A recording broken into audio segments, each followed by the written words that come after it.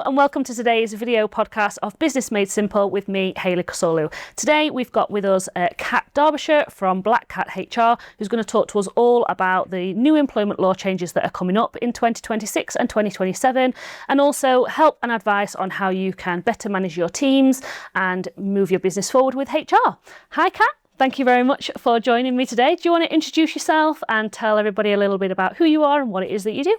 Yeah, so thank you for having me. I'm Kat Derbyshire from Black Cat HR, as you said.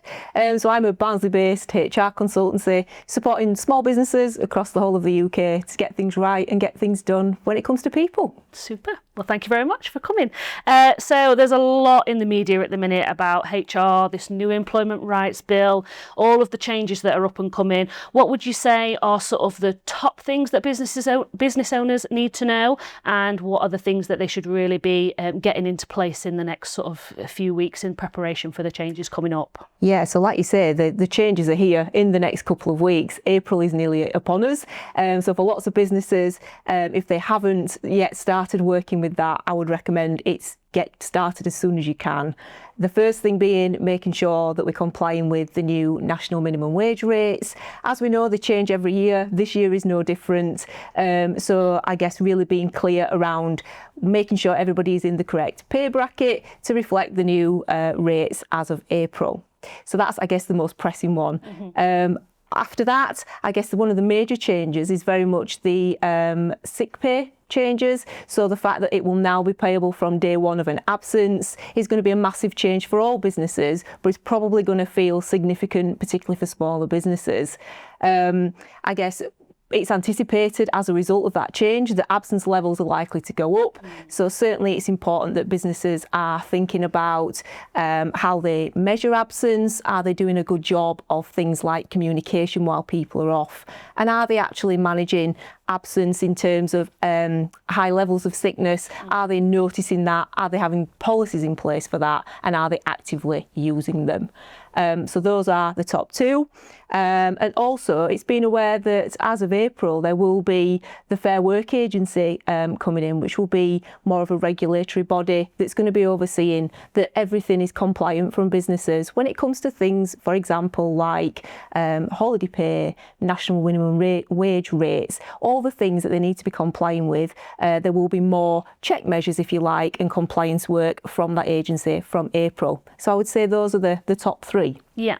What about the other changes that are due to come in, things around sort of flexible working and the paternity and everything? Is that going to affect everybody from 2026, or is that going to come in later down the line? And also there's concerns around people having rights from day one. What would your sort of advice be around looking into those changes? Yep. So there aren't changes specifically around flexible working coming in at the moment, but certainly for paternity pay and leave, there are changes around that. It is mainly going to be that paternity leave will be available from day one of employment, but paternity pay will still have a service requirement. So it's the leave specifically that becomes a day one right. Certainly in terms of changes around when people are able to raise claims for unfair dismissal, the plan was that would become a day one right, but actually that's not going to be the case now and is looking to be reduced to 6 months. So it's a significant decrease, but not a day one right. Yeah, so those probation periods are going to be really important for a lot of small businesses. Absolutely. I mean, they've always been important because I think it just, in people's mind, it is that period of time that they need to really evaluate, is that person a good fit in terms of their team, in terms of the way of working? But it will become even more important now, absolutely, on the back of there is a much shorter time before those full employment rights kick in. So yeah, it will put a spotlight on that for sure. Yeah.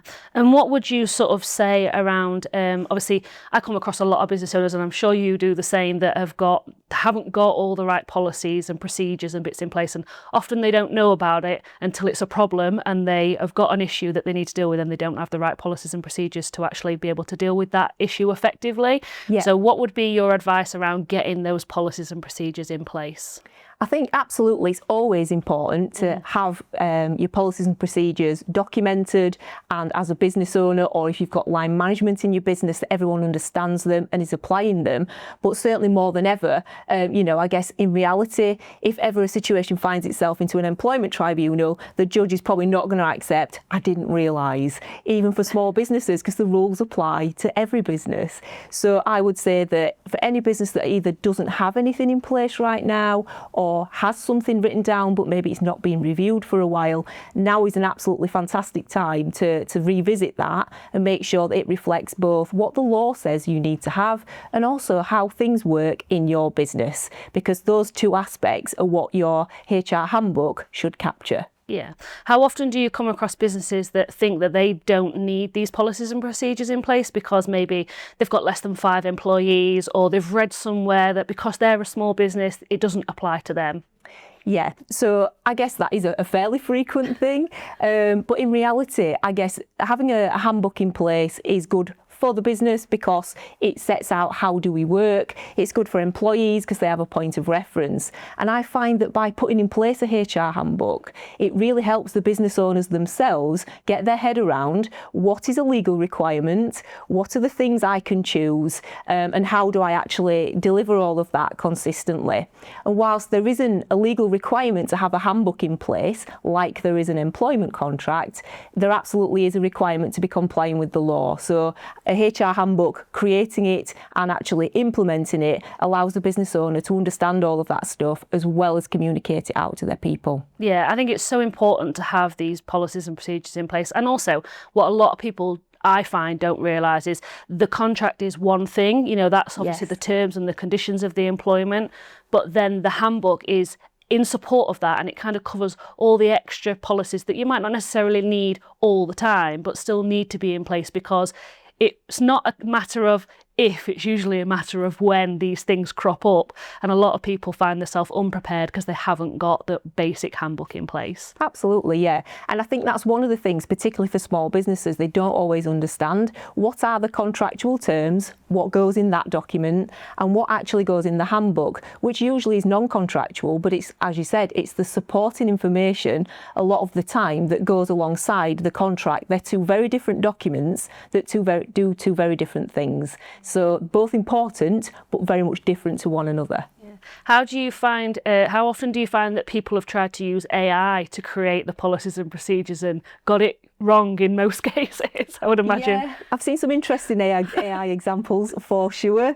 I think, as with anything with AI, it's only as good as what you put in terms of what you get back out. So, if you're just literally asking it to do something along the lines of create me an employment contract or create me a HR handbook, you're really not giving it enough to give it any chance of coming up with something that's tangible. Don't get me wrong, I'm sure AI has a place in terms of contributing something to this stuff, but you need a level of understanding, which is where the HR expertise come in, to understand whether what you've been given back from the AI question is actually what you need or not. And also whether or not it's even compliant. 100%. A lot of these AI systems are built with Americanisms in them. So actually, I've seen a few examples where they've had a contract that's clearly been written by AI, yes, and hasn't got any sort of reference to what we see in UK HR law, which is very, very different to the rules in other countries around hiring and firing and all the rest of it. The language itself is usually the first indicator, but then obviously not following the rules and not being aware that actually UK HR legislation is entirely different to that of other countries. Absolutely, yeah. I think that's the thing. As with everything AI, when we use it, we need a certain level of understanding to get out of it what we need. And certainly I've seen some interesting examples of contracts and handbooks that have been written by AI, and they are absolutely not fit for purpose. So I would always say, exercise caution with that one. Obviously, I'm probably biased because I do HR, but you need that level of understanding to know whether that is fit for purpose. Yeah, and you don't want to end up in a situation where you're in court and then they, like you say, turn around and say, well, actually, not knowing is not good enough. Absolutely, 100%. And as somebody who's been to HR tribunal once before, many years ago, due to a gap in a policy. It's not a fun place to be, and it's a very painful, stressful and expensive experience. 100%. And it's fair to say that with anything that finds its way into a tribunal, one of the very first things that will get looked at is, what does your policy say that you will do to address that thing, and what did you actually do? And it's amazing how often those two things don't marry up. So it's really important that A, there is a policy, and B, that you're following it. Yeah, and also that there's no administrative or clerical errors, which is what happened to us. Yeah.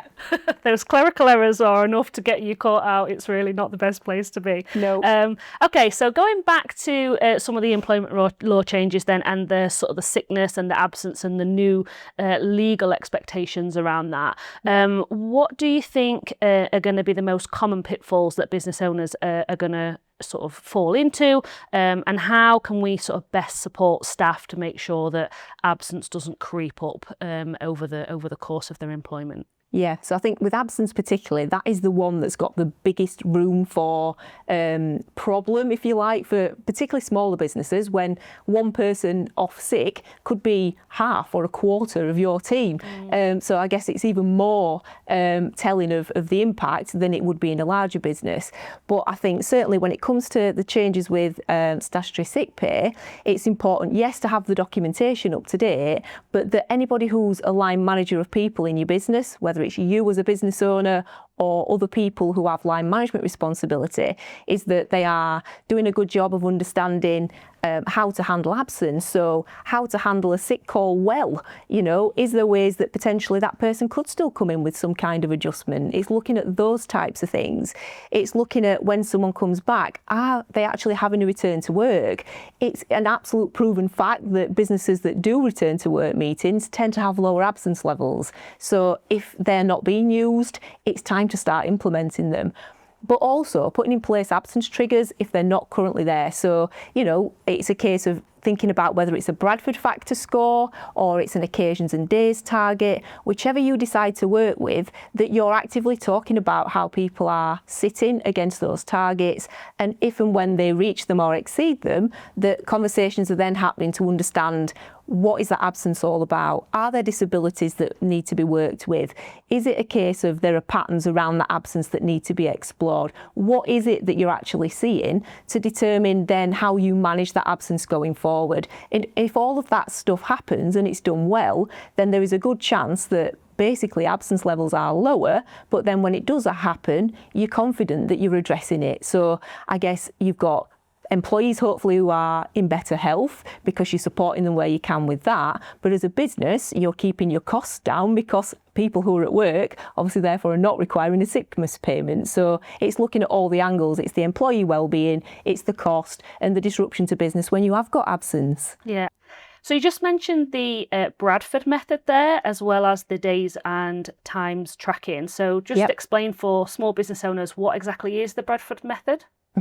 So the two options are, Bradford factor is one, which is effectively a score. It's a number, and it looks at levels of disruption to your business for absence. So the way it works is you would have the number of occasions that you've been off, times by the number of occasions you've been off, times by the number of days in total you have been off, and that gives you a score.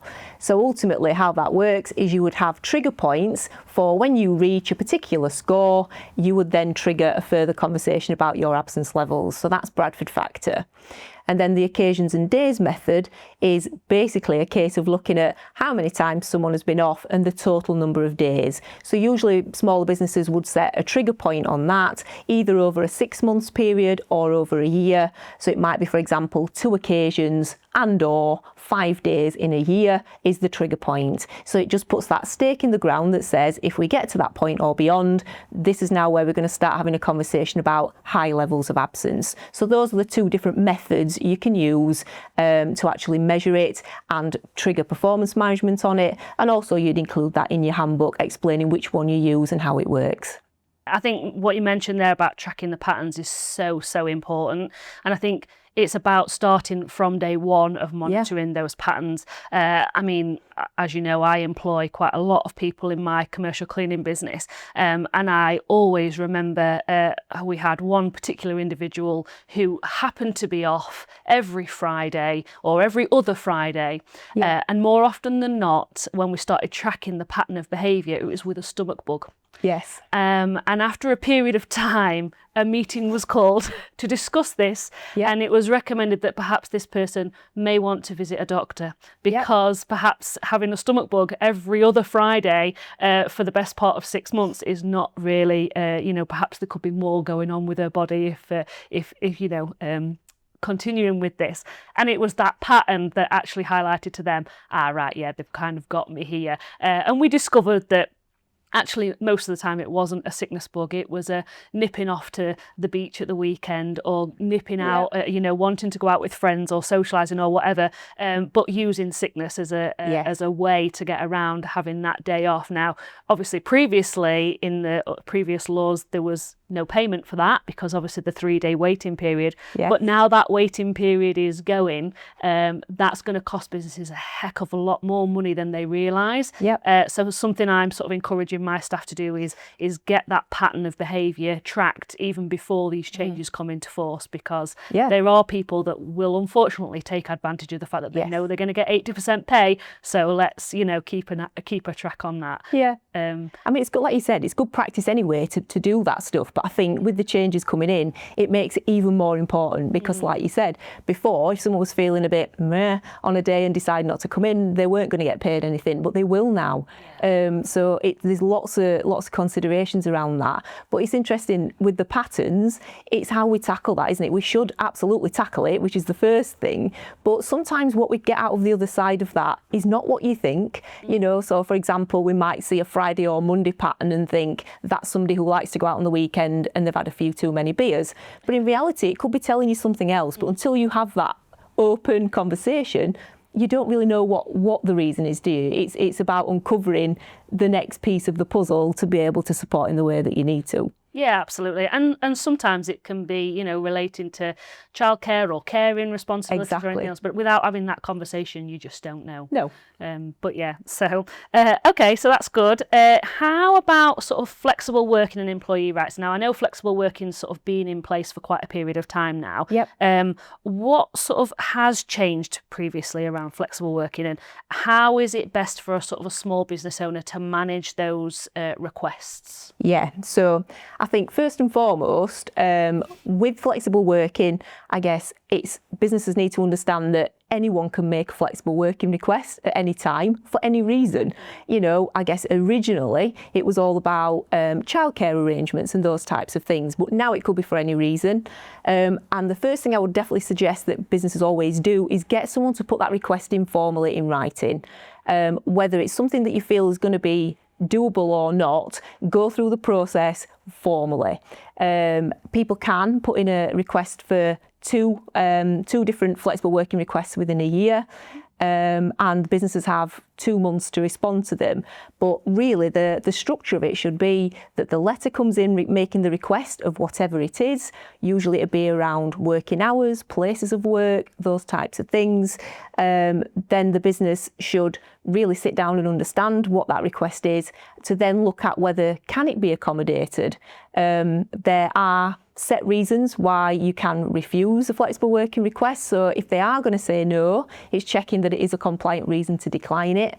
And it might be that maybe what they're asking for isn't possible, but there could be something they could go back with that maybe is, a compromise in some way, to meet them in the middle. And it might be about using things like trial periods of a certain change. If we're not sure it can work, but we're open to it, it might be about trials. But ultimately, it's remembering that 2 months window, it would need to be the timescale that you have gone back with a yes or a no by the end of it. And then that's kind of the overview of what the process should look like. And everything written. So written request, written outcome at the end. Okay. In terms of that, then, if they were to say, if the employer were to say, actually, no, this isn't suitable to the business, and this is the reason why. Yeah. Do you then have to give them the employee the right to sort of appeal that decision, similarly to like you would in a disciplinary, or is it just once the employer says no, that's it? Yeah, it would be the right thing to do to give the right of appeal, absolutely.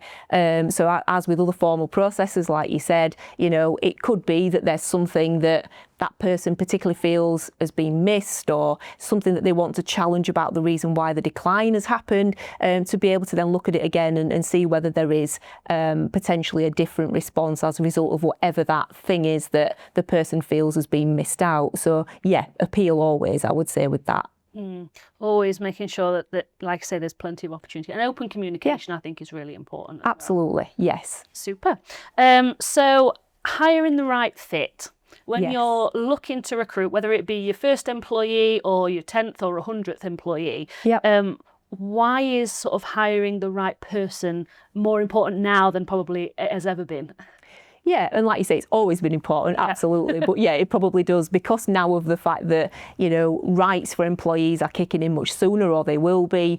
I guess what it does do is put the spotlight on businesses to tighten up on recruitment procedures to hopefully, we can all make a bad hiring decision, but at the same time, if we've got a strong recruitment process in place, we've got a better chance of bringing in the right fit, both in terms of for your team and in terms of skill set, and we've got a much shorter window of time, or we will have, to actually assess how suitable that person is. So I think it's really important that we look at, yes, absolutely, what is someone telling us that they can give to us on paper, on their CV, but also how are we, as I like to call it, weighing and measuring that person in an interview process to make sure that, we kind of sanity check in that. So I see lots of small businesses particularly purely do a face-to-face interview, and that's all. And that might be okay in some roles.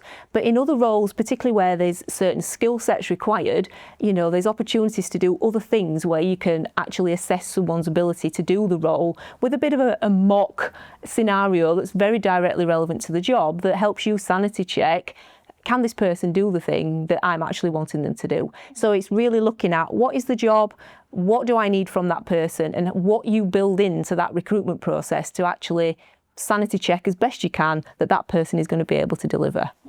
There's a lot of business owners, small business owners particularly, who hold off on recruiting staff purely because they're terrified of either getting it wrong in terms of the policies and procedure side of things, or getting it wrong, potentially hiring the wrong person, and it either costing them money or time, or in some cases both. What would you say to an employer who desperately needs to sort of grow their team to support their business, but is afraid of making that sort of hire of that person? Yeah, and I totally get that, and I see that myself. I totally know where you're going. And I think, certainly, first and foremost, if you need to recruit, it's a good plan to do it as soon as you can. If you can avoid doing it last minute when you are so up to your eyeballs in work that you are almost tempted to make a knee-jerk reaction in recruiting, I would always avoid that wherever you can.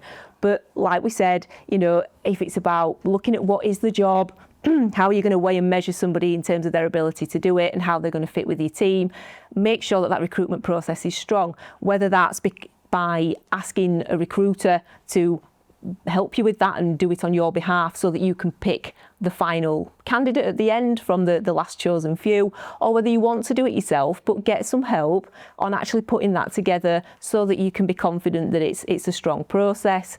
And remember, if the worst comes to the worst and that person comes along and they're not what you wanted them to be, as long as you are working with them correctly in that probation period, so for example, you are setting the expectation of what the role is, you are making sure that you're giving feedback on how they're doing, you're providing support where they might need it to deliver. If you get to the point where it's just absolutely not the right fit, there is always ways to look to effectively terminate that employment during probation as unsuccessful. It's just about making sure that you've done everything in that process before you get to that decision of a no.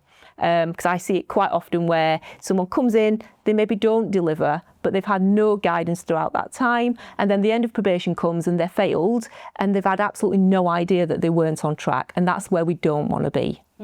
Yeah, I see that quite often, business owners who are very busy doing the do, every day, delivering their service, product, whatever it is that they specialise in, but then they don't make that time to sit down, have those regular conversations, have those one-to-ones, those touch points, and just sort of providing that feedback. And feedback's a two-way street, right? Absolutely. And making sure, and also checking in with that person to make sure that they're happy and they feel that they've got everything that they need. And then it gets to sort of that, say, 8-9 month point where both parties are usually frustrated or disgruntled in some part. And then it's like, actually, this is not working. We need to end it. By which point, with the new laws, that's obviously not going to be as easy a process as it is currently. Not that it's easy anyway. But I think it's really important for them to remember, those little sit-down conversations and that record keeping. It's just going to be so important, even more important than it probably is now. Absolutely, yeah. And that's one of the things that I talk to clients about at the minute. When it comes to how to minimise the impact of some of these changes coming, look at your recruitment process, look at your probation periods, and look at who's delivering that stuff. Are they actually confident in doing it? Do they know how to do that well? Because without that, the wheels will fall off. So more than ever, it's always been important, but the timescale to get it right in now will be shortening. So it's even more so. Yeah, and I think as well, touching on what you said about, having a recruitment person potentially helping you find that ideal member of staff. Yeah. Part of that process will be to create a full job description. Absolutely. And I see a lot of business owners, and I'm sure you do too, that come up with challenges with their staff, and I'll say, well, where's the job spec? Yeah. What do you mean? And it's like, well, no, where's the job specification for this person? If you're frustrated but that they're not fulfilling their duties, where is their list of duties? And well, they haven't really got any job specs. Yeah. And I think, well, that's kind of the first place you've gone wrong, because you haven't got that clarity on really what is their area of responsibility and what is the sort of the list of things that they should be working through on a weekly, monthly basis. And I see that, and I'm sure you do as well, more often than not, where they've got that frustration, but nobody's got any clarity on what their responsibilities actually are. And then, funnily enough, they're not meeting it because they're not clear. And absolutely, I think often, particularly in very small businesses, the business owner just knows they are too busy and they need an extra pair of hands, which is fine. But what is that extra pair of hands going to actually be coming in to do? We can't just literally bring somebody in and just sort of ask them to do things as they crop up with no real purpose. It doesn't work. You're not clear what you're expecting from them. They're certainly not going to be clear on what you want from them. So as a result, you usually end up with two people who are frustrated, a business owner that thinks that person's not delivering, and the person trying to do their absolute best going, I really don't know what my remit is here. And absolutely, the job description often is a great way to start. I would always recommend sit down with somebody on that first day. You've probably talked about job description even at an interview, but whether you did or not, sit down on day one when you're setting expectations. That's a good reference point where those expectations sit in terms of your job role, so that then everybody starts off in that clear space that says, this is the job, this is what I'm expected to do, this is what I'm responsible for, and this is where my remit isn't maybe, and when do I need to escalate that somewhere else. It just sets the playing field in the right way. Yeah, definitely. I think it is really important, and there's so many people that don't have them. And it's really the basis, the foundation really is of having the right things in place. Yeah. Okay, so if you were to give somebody a HR tip in 60 seconds, a top HR tip, what would you say is the most important thing? There's probably hundreds of them, but the first one that comes to mind, and as a HR person, I would probably not be doing myself justice not to pick this one, and it would be document everything. I think that's such a requirement, and I appreciate that often when business owners are busy, the natural instinct is, I've got so much to do, sitting writing everything down is not really something I relish, and I get it. But I think absolutely it's the thing that allows you to progress in the way you need to. if you ever need to come back to it. So if you're finding that, things aren't going to plan or that something's not quite right, if you've got that audit trail of where you've been, absolutely that will always support you. And in the event that you did end up finding yourself in such as a tribunal hearing, you're going to need access to all of that, because the last thing you want is to be in a position where you're sat there saying this happened and that happened. The person who's making the claim is saying the opposite, but there's nothing that supports any of it. It's not the area that anybody wants to be in. So whilst it's not anybody's favourite job to sit and document, it is so, so important. Yeah, and I see this a lot. I mean, we in Crystal Clean, we use a lot of documenting tools. We have a CRM system where, even if we've had a brief conversation with an employee about maybe something that's been raised by a client, or maybe, we've spotted something on site that needs attention, we have a document section, and it's literally just a note, and it can be spoke to such and such employee about this, and it date and time stamps it. Yes. And so we know who's logged the sort of the conversation point, we know when it happened, and the date and the time that was associated with, and what was sort of mentioned. That way then, over the period of time, that almost becomes a bit of a diary entry or a diary log against that employee. And actually then over time you can monitor that. And again, it comes back to just monitoring those patterns of behaviour, doesn't it? And absolutely. If every time, they've done an audit and they find it's a specific thing every time, well, we know we've got a pattern of behaviour that maybe there's a certain area that they may need some retraining on or some additional support. Or if it goes to the, further than that, and actually they decide that actually, no, this is a consistent problem, and despite training and support, they're still not meeting that obligation, that's when you can start having those actionable steps around disciplinary action or necessary, or dismissal, obviously, if it's a serious issue. And I think that lots of business owners actually do have access to CRMs and softwares. So it's worth looking into what those softwares can actually do additionally. And if you can just keep those online documents and those little notes here and there, that's the sort of the foundation really, isn't it, to building up that. Without a doubt. And, if businesses have got systems, fantastic, use them. But even if you don't, if you're not there yet, just literally to have things noted and in a paper staff file, it does what you need it to do. I think people see, document it, and they think it needs to be something, every conversation is transcripted. It needs to be all this. It doesn't. Just literally a file note like you described, but you could do it manually if you're not yet in a position where you've got a system. Either way, it works. Just do it, make sure you've got it, whether it's electronic or it's a written note, fine, it's there. That's the important part. Yeah, super. Okay, so we've had some sort of questions in from small business owners. So I think we've already covered this, but I will ask it anyway. Go on. What is the most employment law change that I need to be aware of right now as a small business owner? I think, the statutory sick pay change is the biggie, I think, for April, particularly for small businesses. And like we said, that taking away those waiting days really is going to make, we believe, it's predicted that employment will see more absence just by the nature of what it is. So, I think that's the one that's the biggest red flag for small businesses. And it's about just getting sharper on the procedures like we spoke about earlier to make sure that we all get that every now and again people get ill. That's a fact. But it's how we manage it that keeps the impact of that to a minimum, and therefore the financial impact of that to a minimum. I think that's the number one focus point this time. Yeah. Super. Second question, do I need contracts in place even for part-time or casual staff, or is that just optional?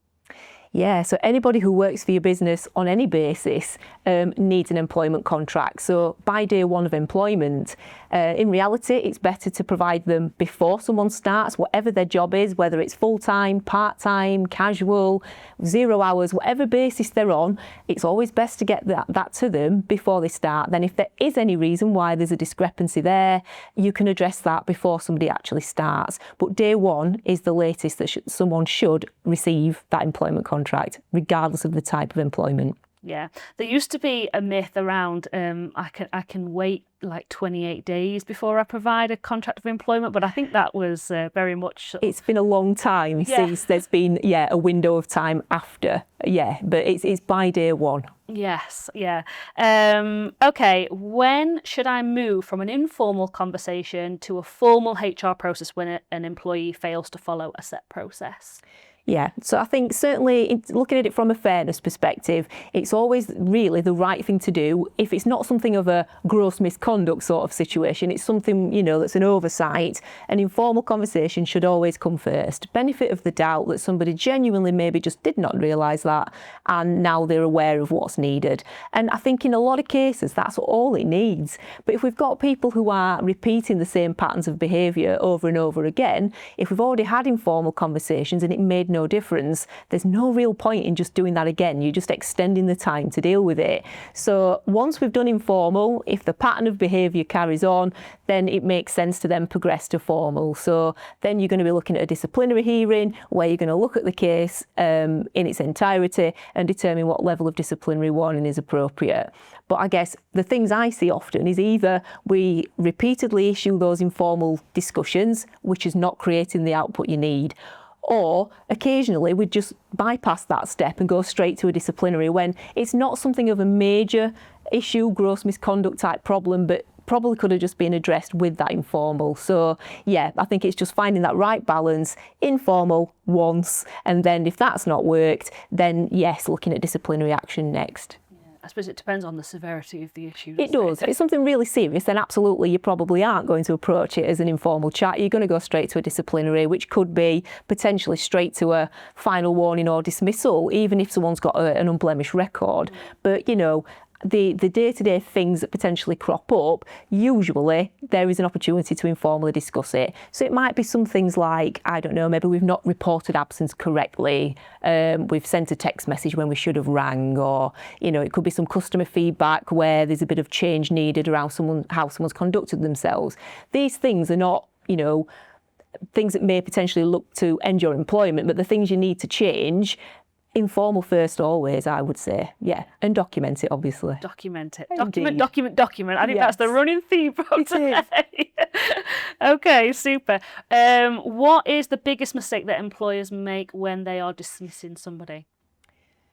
Yeah, so I think one of the big things, as in the big ticket errors around dismissing, is where somebody has done something that is particularly serious, gross misconduct territory, and business owners actually just go straight to the point where they dismiss them there and then.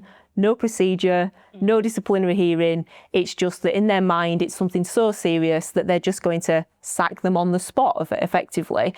And unfortunately, that absolutely does not work, and it leaves the business open to massive risk. Because I guess often the business owner would say, it was something so serious that was reasonable, but the law wouldn't agree. There still needs to be an investigation, a disciplinary hearing, which may quite ultimately lead to the fact that you do dismiss, but by bypassing that entire process, you've taken away all of that employee's rights to actually go through that process first before a dismissal happens. So that would be probably the big example of that is an absolute no-no. Even if it is something really severe, that procedure needs to still happen. Yeah, I see that a lot with small business owners who maybe have watched a lot of American TV programs and just go, oh, I'm just going to fire them. And it's like, well, actually, Yes. it doesn't work like that in our country, unfortunately. No, it doesn't. And, even it could be a really severe issue, but Yes. you've still got to go through that process. And I think that Absolutely. is often a frustration that business owners have, that they can't just say, well, actually, that's completely unacceptable, goodbye. Yeah. They've actually got to still go through that process. And it takes time. It does. And it has to be done correctly. Yeah, absolutely. From a legal standpoint and protect your business, you must follow that process. Even if it does still result in that dismissal, it's just the fact that you bypass it that leaves you absolutely wide open to potential claims. And the chances are, even if that situation was severely serious, it would still be viewed as absolutely incorrect from a legal standpoint by dealing with it in that way. It is the fact, it's not the dismissal outcome that's the problem, it's the lack of procedure to get there. Absolutely, yeah. Okay, at what point should I consider outsourcing HR support? Yeah, and that's a really interesting question. It's a bit like, sort of the Goldilocks question, really, because for different businesses, it looks different. I don't think there is an exact time to put on that. It's more really, I guess, when it feels right for the business. I work with some clients that got literally a couple of staff and don't have HR, of course, internally. I work with businesses that have got around 100 staff. and don't have HR internally, and it works perfectly fine for them. So really, I think it's more about looking at, from a business owner perspective, what HR expertise have you got in your business? You personally or others who have line management responsibility, what do we actually have? What sort of issues crop up in your business that need HR input? And when do you feel like the time is right, ultimately?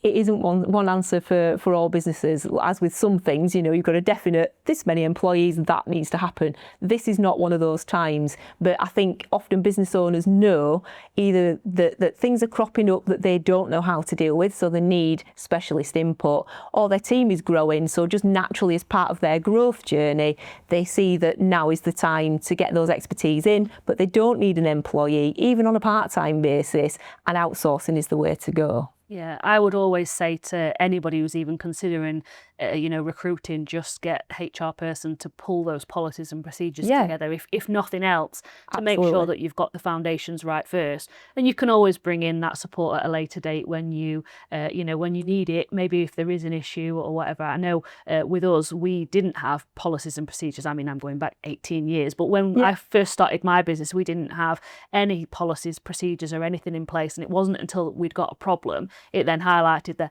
actually we've got no HR expertise at all. And we really did need that support, which is when we got all of our, I's dotted and T's crossed, for want of a better phrase. But it's more often than not when you come against a problem that people sort of go, actually, I might need a bit of help here. And I would always say, get that help as soon as possible. Don't try and be a hero and try and solve that problem yourself. Absolutely.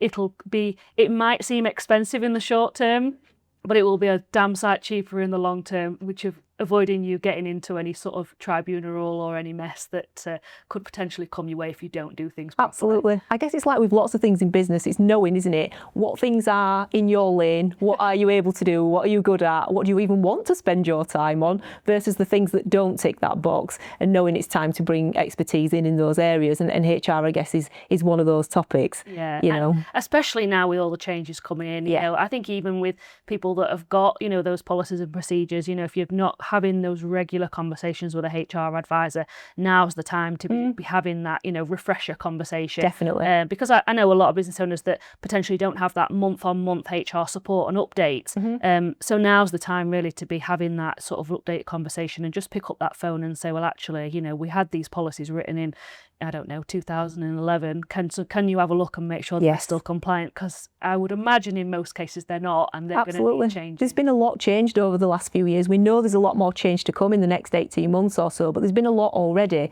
So I think in some ways, the amount of coverage that the Employment Rights Act has had in the news is actually putting HR to the top of people's agenda a little bit.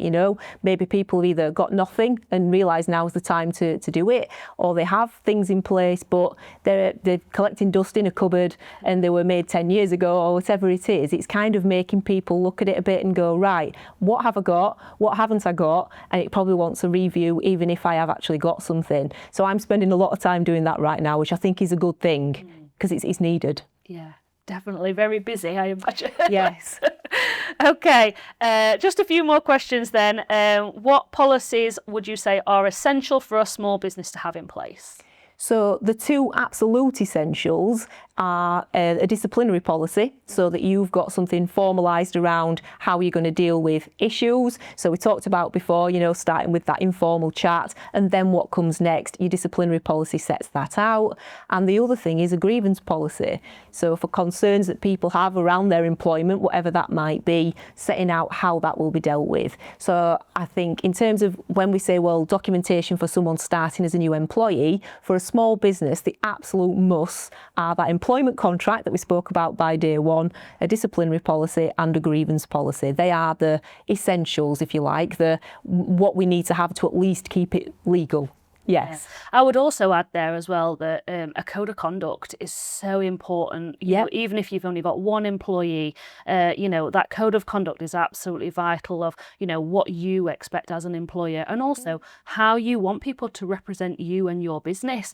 Because, we all know as business owners that nobody cares as much about our business as we do. Absolutely. So I think it's really, really important to have a code of conduct. And whilst it's not a sort of a legal requirement, I do do think it is so important that you have that code of conduct in place, and something that just sort of indicates what are our company values, what do we stand for, how should we address our customers, even down to what do we determine as being appropriate things to wear. Obviously I know you can't sort of dictate what people can and can't wear, but we have a policy in Crystal Clean about making sure that it's not above the knee and it's not below a certain level on the top half, because we're working in physical environments, and whilst it does get warm in the summer months, we do have policies around making sure that you're wearing sort of an appropriate level of clothing.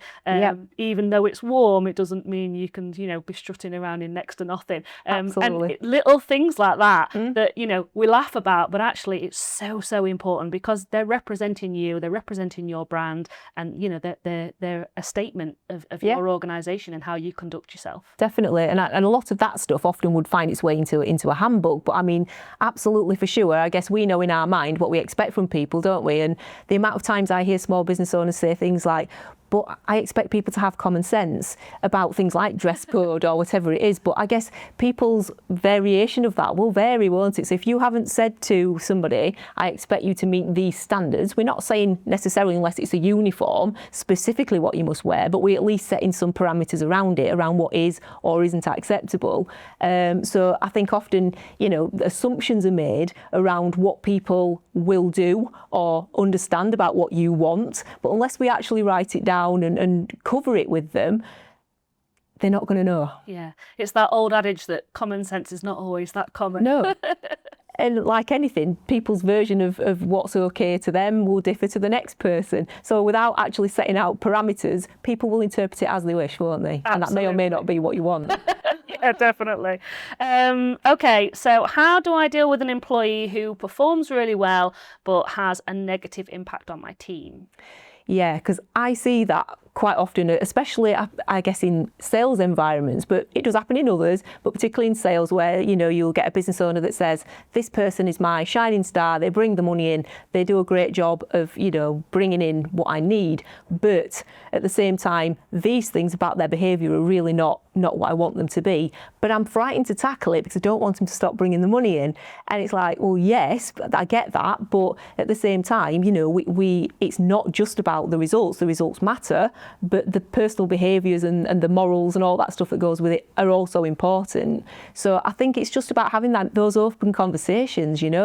It's about being clear. Yes, it's great that these good results come in, but we also need this, and support people to deliver it. I guess it's that age-old thing, isn't it, between delivery of performance in a role and team fit and personality traits, and it's all got to be there. One doesn't outbalance the other, and it's about just being transparent with that and looking to bring about change. Yeah, I also think as well, when it comes to sort of one person that has a negative impact, it can quickly grow without you noticing, especially if you've got a bigger team. We've had it in the past where there's sort of one or two particular individuals that are, I don't know, particularly negative about, maybe their mindset's quite negative, or they sort of don't manage things in the way that other people manage things, or they're not as productive in certain environments, and those little things can quickly grow. Yes. I don't really like to use this, but it's a good example of, it can sometimes be like a cancer that kind of grows underneath the surface,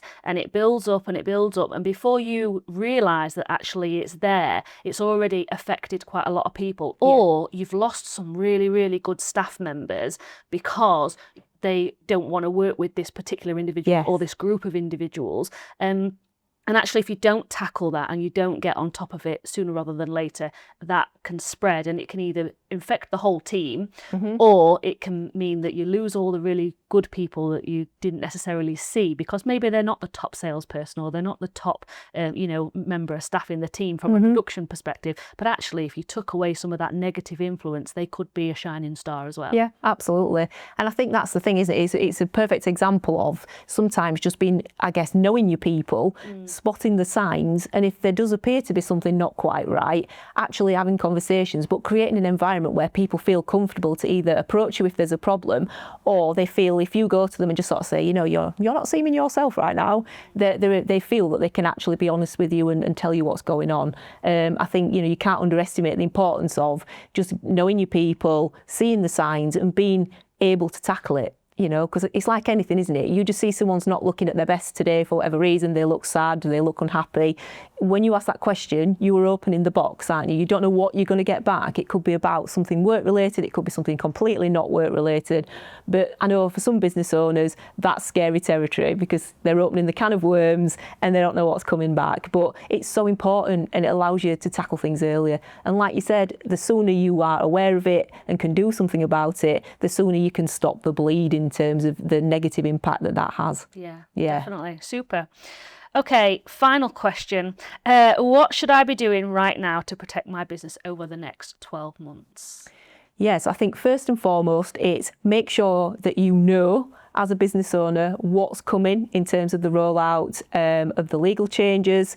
Certainly for sure, because the first ones are here in April and we're nearly there. So looking at what processes and procedures you have documented, get them reviewed, and also consider what training either you personally as a business owner might need when it comes to skill set around handling the things that are changing. And if you've got line managers in your business, where are they with that? Do they need some support and training? And if they do, put it in place, because it is far better, as with everything, to proactively approach it now than try and fix the problem on the other end of it. So I think it's all about review, refresh and training at the moment to make sure that everybody is ready. Absolutely. I love that. Review, refresh and training. There you go. We That's will end it. on that note. So thank you so much for coming in today. It's Thank been you. great. I always love our chats.